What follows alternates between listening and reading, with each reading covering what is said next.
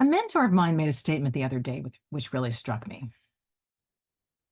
What you want is already here. It's just covered up by your wanting of it. So, I mean, this is kind of the secret to life in a way, right? Our minds are so busy, like creating realities, and and oftentimes what it's creating is ideal versions of things. It's creating an ideal version of ourselves, right? Like if I could just lose 15 pounds, or, what my life should look like. I should be further along. I should have, this kind of a job. I should have this house, the children, what have you, the dog, cat, country house, the city house. Anyway, we're dreaming things up all the time. And there's nothing wrong with dreaming and wanting and desiring and all of that. But the problem with it is that, first of all, dreaming feels great. And it's fun to actually do that. It's fun to daydream. It's fun to envision things. But then when we're coming and comparing our lives now to this fantasy, the life now starts to come up short. But there's something really slippery about that whole process, because what's happening is what we're doing is we're evaluating, we're assessing our lives through our intellects, right? We're creating a fantasy, and then we're assessing the current life and comparing the fantasy to the current life, and the current life is coming up short. But what if your current life actually does contain everything you want? Now, one problem, of course, is creating the fantasy and then comparing the present with your present life with a fantasy, which is, of course, some kind of ideal view, ideal version of things, which is completely made up. There's no such thing as a perfect life, right? So that's the first problem, is comparing imperfection with perfection, imagined perfection. The second part is the evaluating part, because when we start evaluating things, ourselves typically, or our lives, we typically find that it's not enough.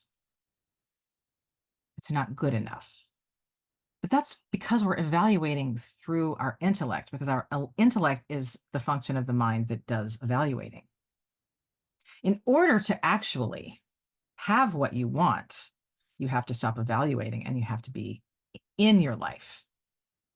When you're evaluating, you're in your head.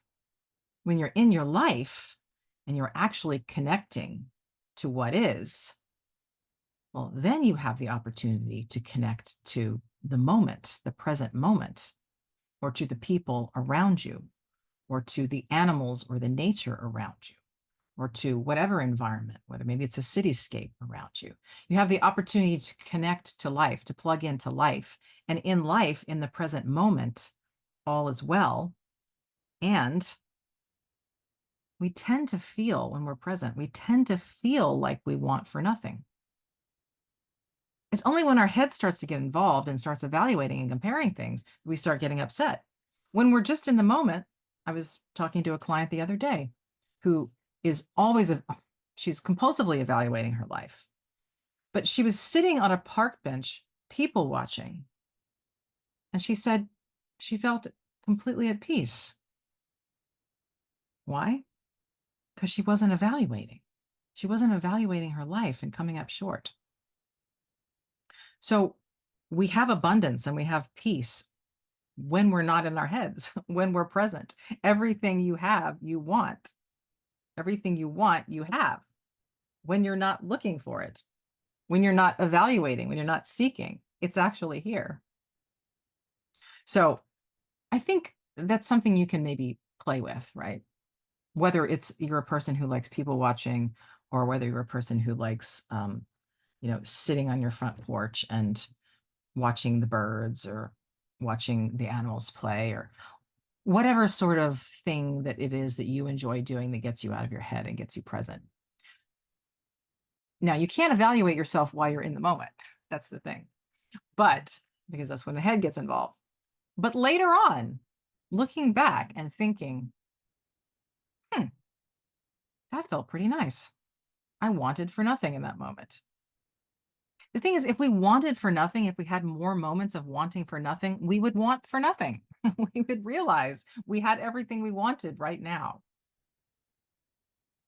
Now, again, like doesn't mean you can't have goals or, other things that you want in life, whether it's the the raise or the partner or the house, in the country, whatever it is. Like, it's not that, again, there's anything wrong with wanting, but if you can spend more time in wanting for nothing, if you can spend more time in presence and just connecting with life as it is versus the wanting, you're going to be happier. You're going to have more well-being more of the time. So, something again to just take into your week and see how it strikes you and see if you notice anything. And I hope you have a wonderful week.